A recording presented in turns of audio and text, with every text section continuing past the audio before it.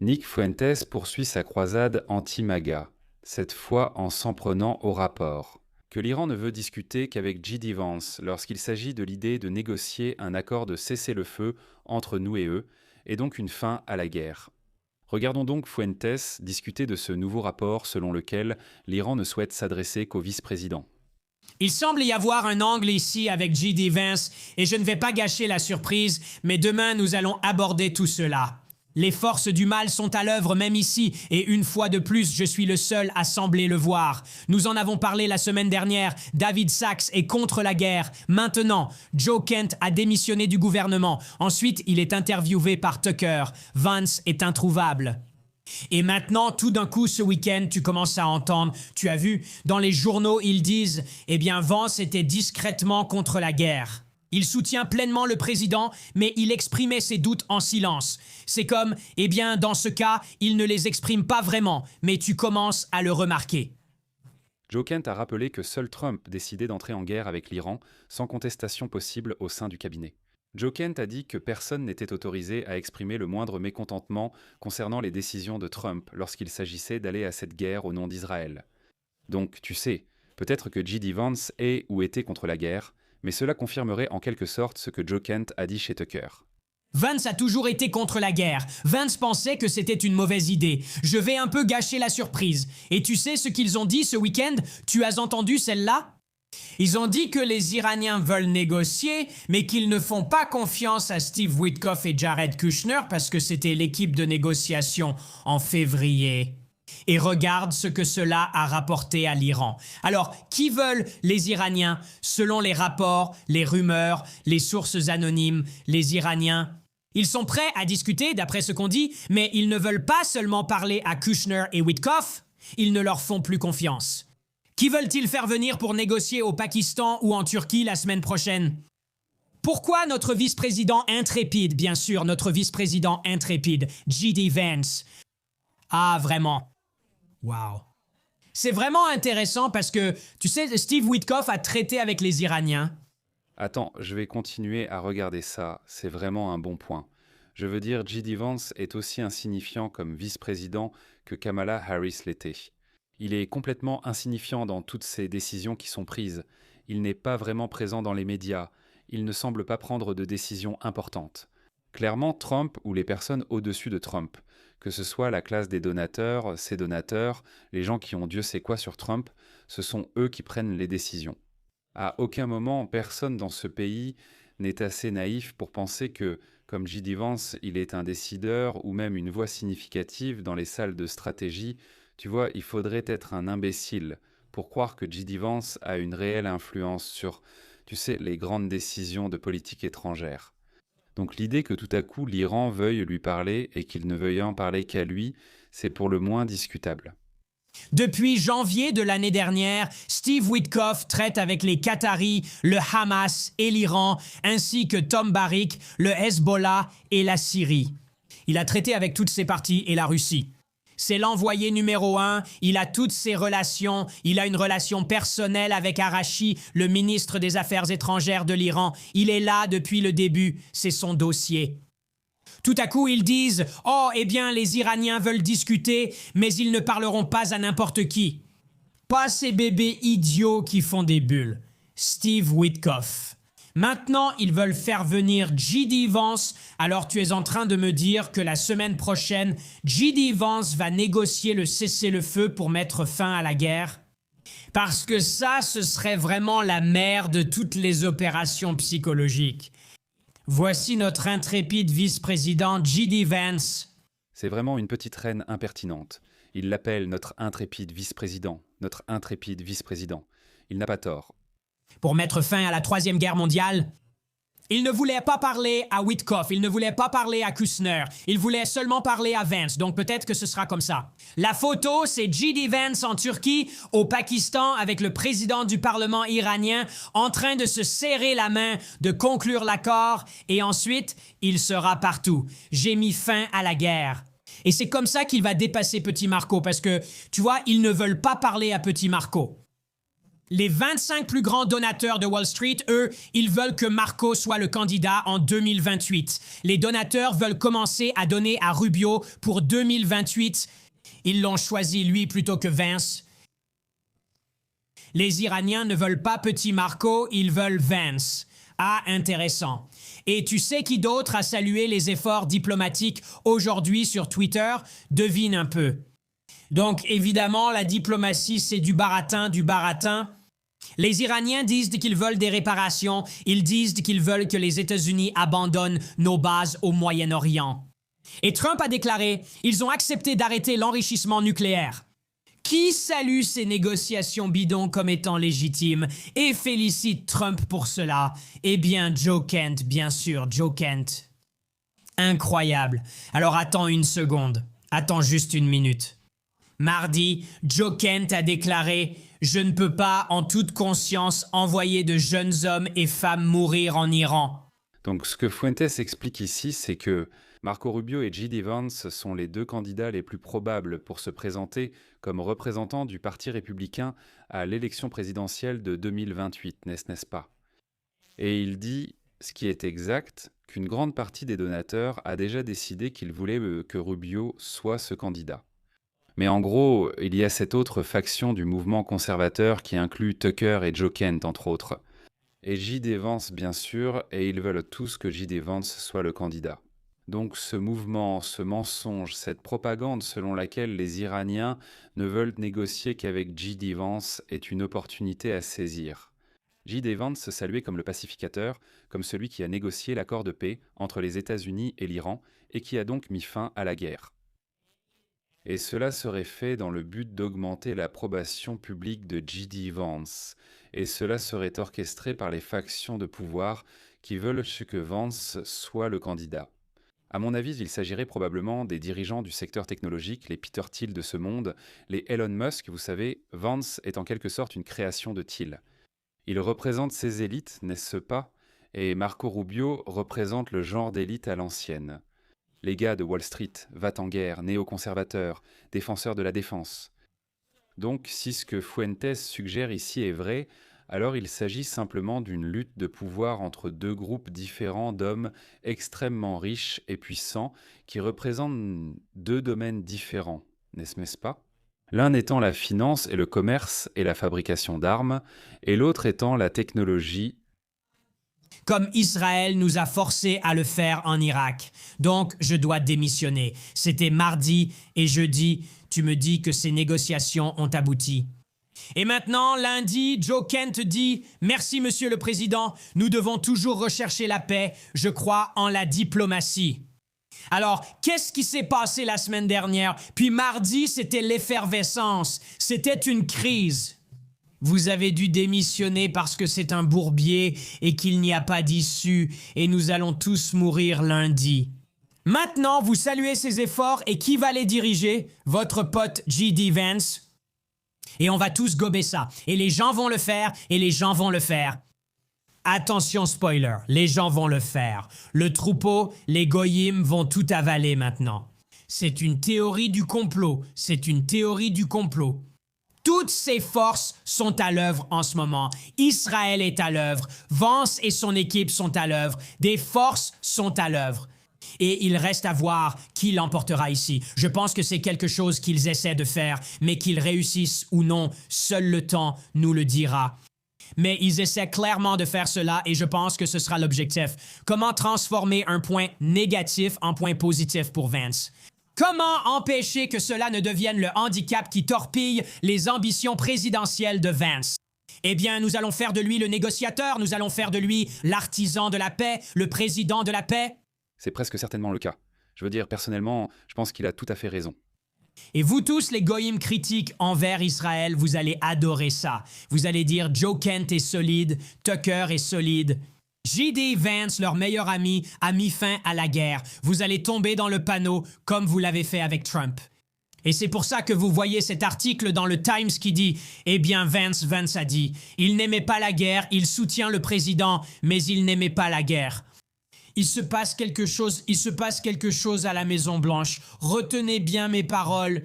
En gros, j'ai déjà dit que Trump ne semble pas se soucier du tout du taux d'approbation de chacune des décisions qu'il prend. L'une de ces décisions est-elle précipitée? Capturer Maduro et déclencher une guerre avec l'Iran, faisant flamber le prix du carburant en Amérique, lui importe peu car il ne se représentera pas. Pas de troisième mandat, c'est son dernier baroud d'honneur. Il veut enrichir ses amis, ses donateurs et ceux qui détiennent des dossiers compromettants sur lui. Il va faire ce qu'ils veulent. Il va leur donner le pouvoir d'accomplir leurs objectifs militaires et leurs ambitions de construction nationale. Quand il s'agit d'Israël, n'est-ce pas? Et il se fiche de savoir à quel point cela est impopulaire auprès de l'électorat américain, des électeurs, de la classe ouvrière, des votants, n'est-ce pas? Cependant, J.D. Vance était censé être le prochain sur la liste. Il était censé être l'héritier du trône, n'est-ce pas? L'héritier du trône MAGA. Celui qui va passer à l'étape suivante maintenant, J.D. Vance. Pour moi, je veux dire, son charisme pâlit en comparaison de celui de Trump. Et il est le bras droit de Trump. Visuellement, il est le numéro 2 en tant que vice-président, et ses chances diminuent. Il plonge vers le sol, n'est-ce pas? Il pique du nez parce que ce mandat de Trump a été un cauchemar. Donc lui, cela pourrait très bien être vrai, n'est-ce pas? Cela pourrait très bien être vrai que J.D. Vance, c'est lui.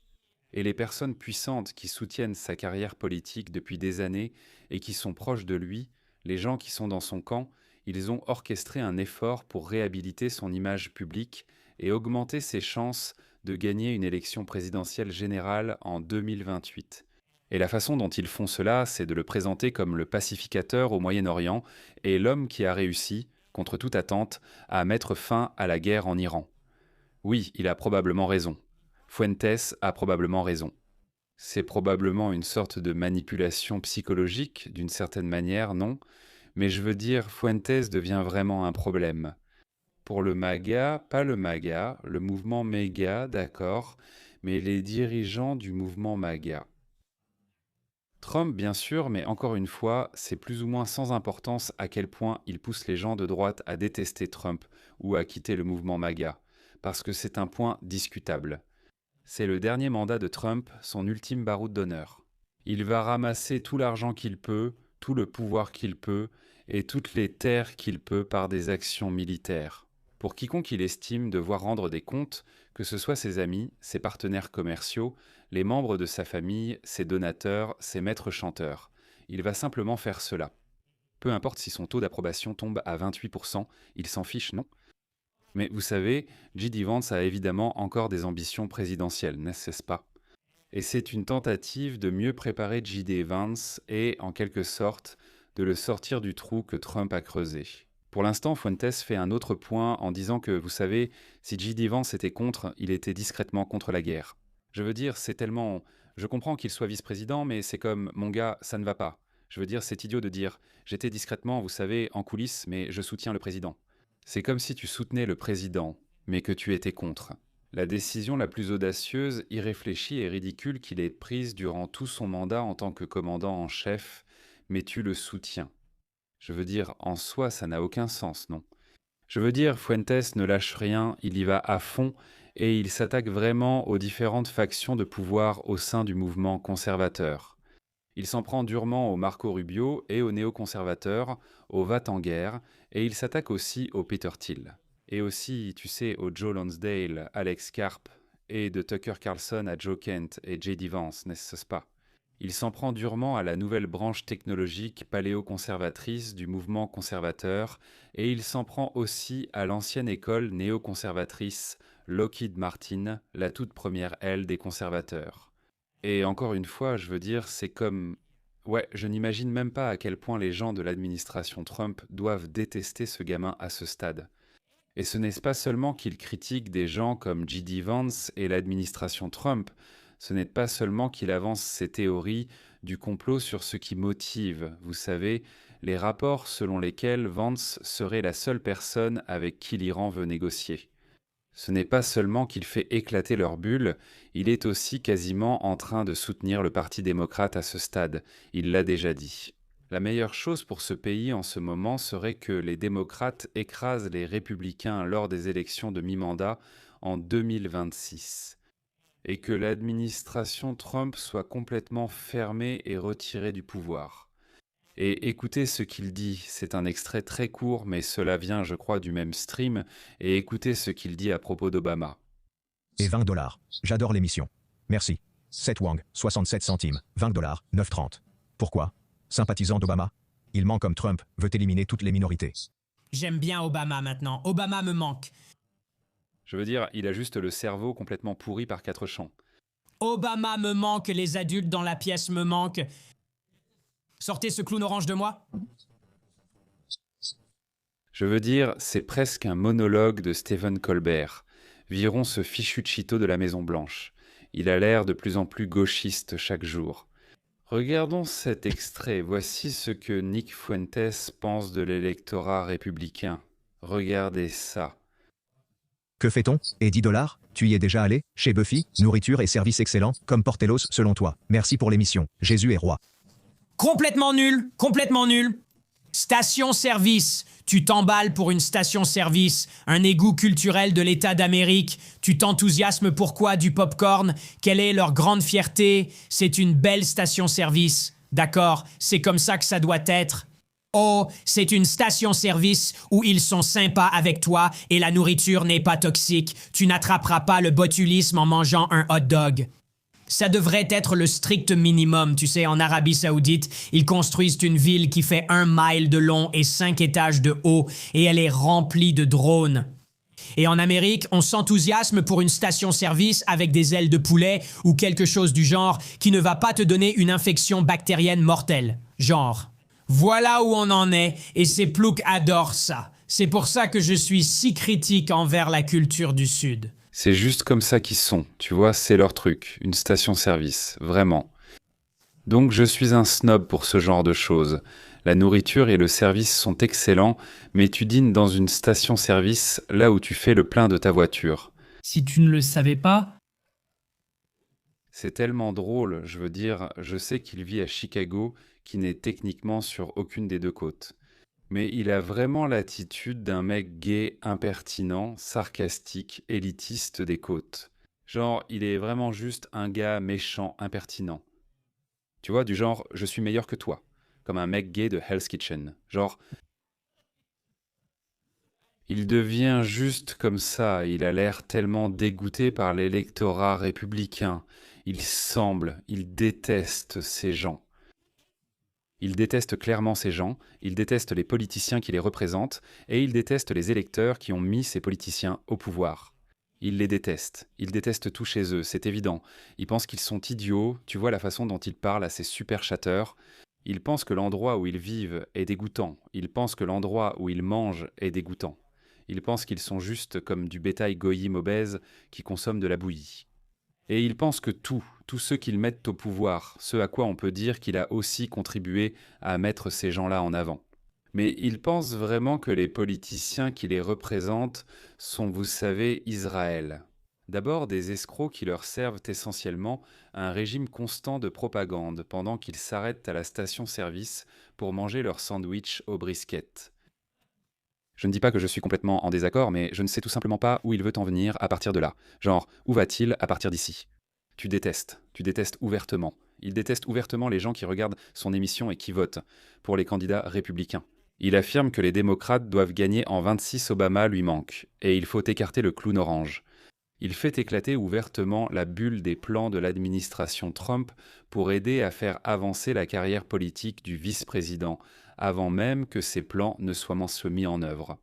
Il vient juste d'y avoir un rapport à ce sujet, et il leur coupe déjà l'herbe sous le pied. Sincèrement, est-ce qu'il devient un créateur de gauche, une voix de gauche? Je veux dire, je pense vraiment que c'est un suprémaciste blanc. On ne peut pas regarder ce qu'il a dit sans ressentir qu'il est un suprémaciste blanc. Mais est-ce que tout ça, c'est une grande tentative pour se préparer à un virage à gauche? Parce qu'il a clairement dit qu'il ne se sentait pas lié à ce genre de mouvement, peu importe comment tu veux l'appeler, blanc, chrétien, nationaliste, groypé, extrême droite, alt-right. Il a dit qu'il ne se sentait pas concerné, n'avait pas sa place et trouvait le groupe idiot. Je me souviens d'un extrait où l'un de ses super chatteurs lui a demandé « Tu ne penses pas que ce serait génial si seules les personnes avec un certain QI pouvaient en voter? Et il a répondu, les démocrates gagneraient sans saut toutes les élections. Si on faisait passer un test de QI aux électeurs avant de leur donner le droit de vote, les démocrates ne perdraient jamais une seule élection. Il pense clairement que les conservateurs, beaucoup d'entre eux, sont des idiots gros, c'est ce qu'il dit. Il pense qu'ils sont des idiots qui mangent n'importe quoi et je ne sais pas, je ne sais pas, je ne sais pas.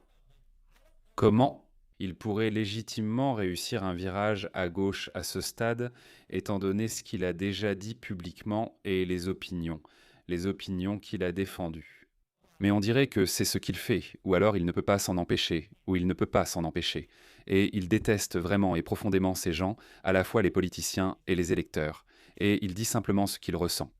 Ou alors il sait juste qu'il est assez divertissant et a un public assez large pour que rien ne baisse vraiment, et qu'il gagnera toujours bien sa vie. Je ne sais pas, mais il semble s'en prendre de plus en plus durement au Parti républicain chaque jour.